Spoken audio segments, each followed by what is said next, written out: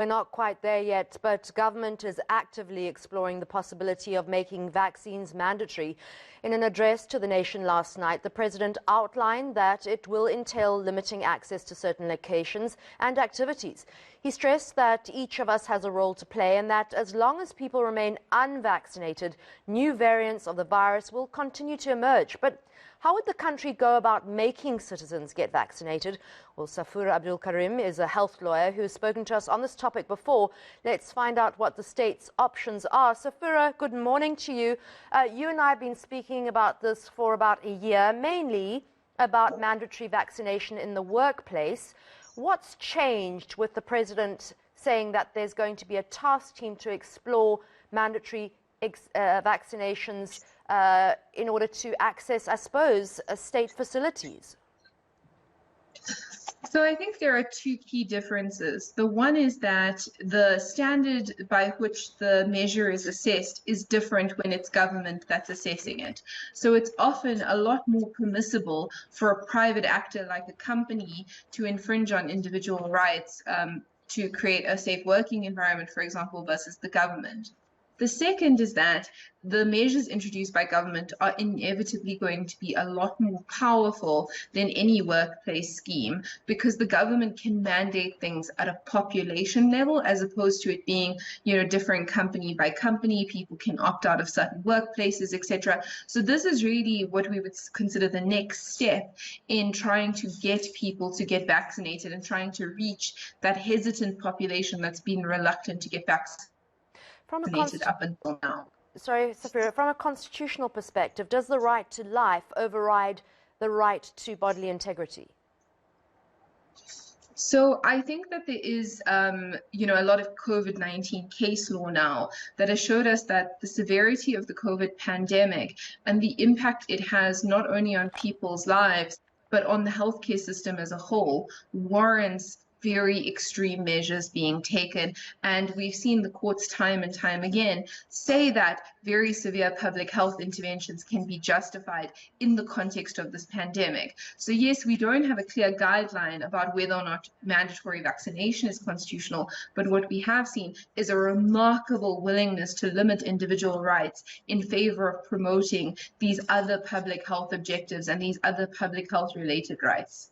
In order for mandatory vaccination to pass constitutional muster, would it not need to be a process in which there's a public participation, it goes through Parliament, and only then gets ratified? Does there not need to be a process rather than the state just declaring that there will be mandatory vaccinations?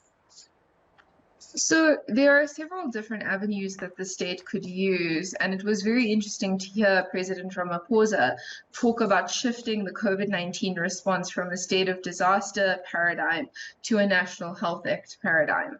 So the National Health Act does currently allow for individual case-by-case mandatory vaccination, but it would need either some new regulations to be passed or altogether an amendment in order to allow for population-level mandatory vaccination. And in both of those instances, there is provision for public participation, which is why it sort of makes sense that he's begun with some type of task force to look into this and consult, but there is going to need to be some type of formal process. Whether it is overseen by Parliament really depends on the infrastructure that's being used. At the moment, it's very likely it could be passed by simply the Minister of Health or the Minister of Cooperative Governance and Traditional Affairs through new regulations being issued. Because if it does go through the legislative process in Parliament, we all know that that takes a long time. As I understand it, what they've done in Kenya is they've said you can't have access to bars, restaurants, hospitals, any state sponsored services unless you've been vaccinated. Is that a roundabout way of enforcing mandatory vaccinations without assaulting or offending anyone's rights?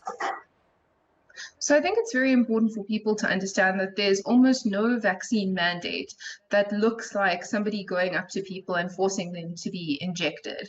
Most of the time, it takes the form of what you've described, which is limiting access to different types of services with if somebody doesn't have a proof of vaccination. So what you described in Kenya was also the case in, for example, New York. It's been implemented in some countries like Israel. And so that is very likely to be the way that it will proceed. The constitutionality of those kinds of measures will really depend on what types of services are being limited. It would be very hard to justify limiting access to really essential services like home affairs, renewing your driver's license, for example, but it could very easily be justified in the context of something like restaurants or leisure activities that are high risk but not essential to individuals. Very quickly, Safura, I've been wondering for a while about the polio vaccine, smallpox, all those kind of mandatory vaccinations. Well, they felt mandatory when you have a baby and you take your baby for their first vaccination when they're 6 weeks old. Is that a different process? How did that come about? So it actually isn't mandatory for somebody to receive childhood immunizations. South Africa has an incredibly high uptake of childhood immunizations, partly because of the reasons you described, which is it's very integrally tied into healthcare services that are provided to a child. So when you go in for a 6-week check-in, that child also gets vaccinated, but you can opt out of those things. What the Department of Basic Education has been talking about is creating a type of vaccine mandate where if a child wants to go to a public school, they need to produce that proof of childhood immunization. But it is actually just something that's become socially acceptable that children are immunized in South Africa without the need for a mandate. So it does go to show you that mandates are not the only way in which vaccinations become normalized, but I would imagine that it is necessary for COVID because there isn't some type of routine way in which people are interacting with the healthcare system and then getting their vaccines on schedule. Safura, thank you. After a year of being our guiding light when it comes to public health and what the law says about it in this past year, we're going to speak so much more, but it's been a pleasure chatting to you for the past 12 months. Thank you again.